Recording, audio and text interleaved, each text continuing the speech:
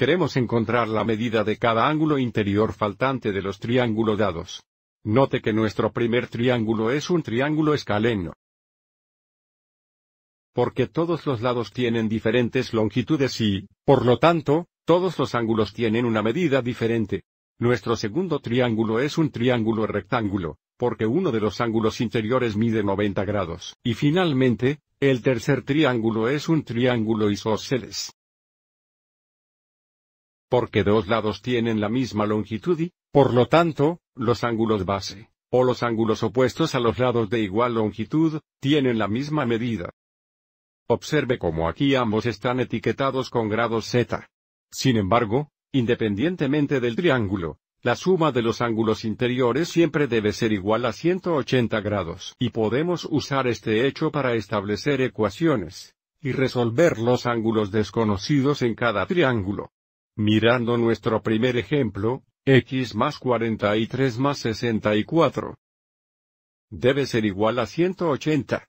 Observe cómo estamos dejando los grados en nuestra ecuación porque ya tenemos un símbolo de grado en la variable x.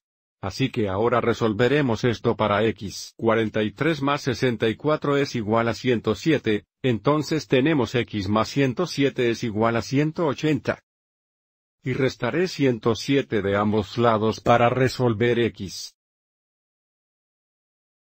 Entonces tenemos x es igual a 73, lo que significa que el ángulo faltante mide 73 grados. Ahora, para nuestro segundo ejemplo, debido a que tenemos un triángulo rectángulo, podemos configurarlo de varias maneras. La suma de los ángulos interiores debe ser 180 grados, pero también los dos ángulos agudos de un triángulo rectángulo son complementarios o tienen una suma de 90 grados. Avancemos y configuremos esto de dos maneras. Primero usemos el hecho de que y plus 53 más 90 debe ser igual a 180. Entonces tenemos y más, esto sería 143, es igual a 180, resta 143 en ambos lados.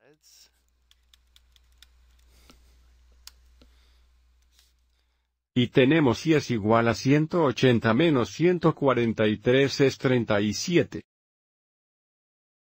Por lo tanto, la medida del ángulo faltante es de 37 grados. La otra opción sería reconocer que y más 53 debe ser igual a 90 grados porque estos dos ángulos son complementarios.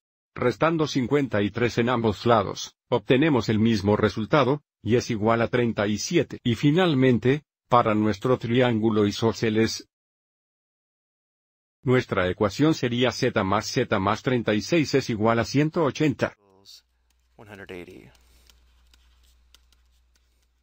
Z más z serían 2z. Entonces, aquí tenemos una ecuación de dos pasos para resolver. Primero restaríamos 36 de ambos lados. Esto nos daría 2z igual a 144. Y ahora resolvemos para z, dividimos ambos lados por 2. Entonces tenemos z igual a 144 dividido por 2 iguales a 72, y por lo tanto, los dos ángulos faltantes, que son iguales en medida, ambos miden 72 grados. Espero que hayas encontrado esto útil.